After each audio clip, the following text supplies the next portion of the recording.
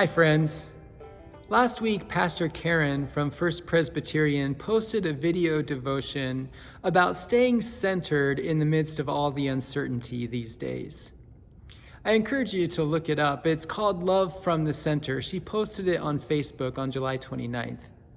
Not only is it a good devotion, but also you get to see Pastor Karen on a paddleboard with her dog. It reminded me of a quote from Henry Nouwen in his book called The Wounded Healer. Nouwen was a Dutch Catholic priest and a theologian and writer and professor. He wrote, "When we are not afraid to enter into our own center and to concentrate on the stirrings of our own soul, we come to know that being alive means being loved. This experience tells us that we can love only because we are born out of love, that we can give only because our life is a gift, and that we can make others free only because we are set free by God, whose heart is greater than ours.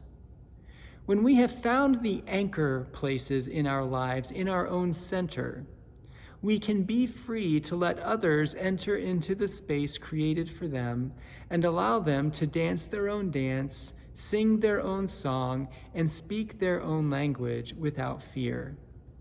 Then our presence is no longer threatening and demanding, but inviting and liberating.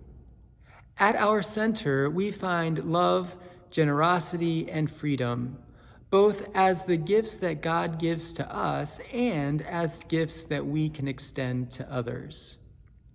When we anchor our self-worth, our thoughts, and our attitudes in those gifts, then we are no longer threatened by differences with others. I'm sure that there are a lot of reasons why our culture is so polarized today.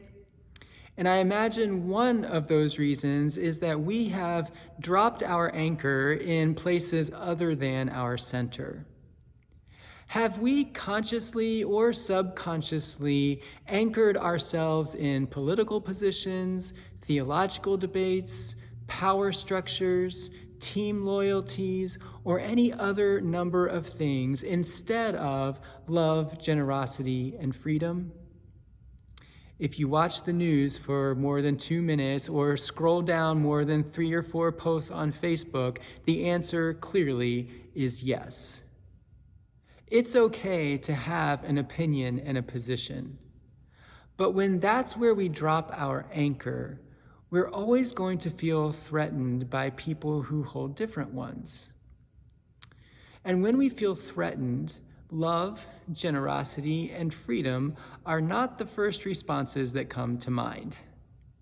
Instead, we tend to threaten back or to make demands, and therefore we create an environment that is hostile to anyone who is different from us.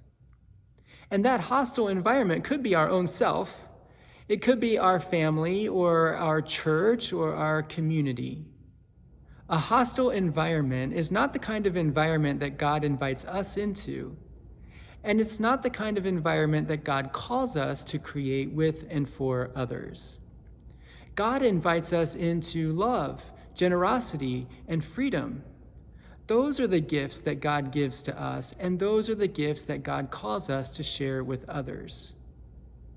When our self-worth, our actions, our attitudes, our thoughts are grounded and centered in those gifts, then differences between us no longer threaten us. And we can allow people to dance their own dance, to sing their own song, and to speak their own language without fear. Let's create an environment in ourselves, in our families, in our church, in our school, in our community, that is inviting and liberating, so that all can find their true center in the love, generosity, and freedom of God. Thanks for listening. I'll see you again soon.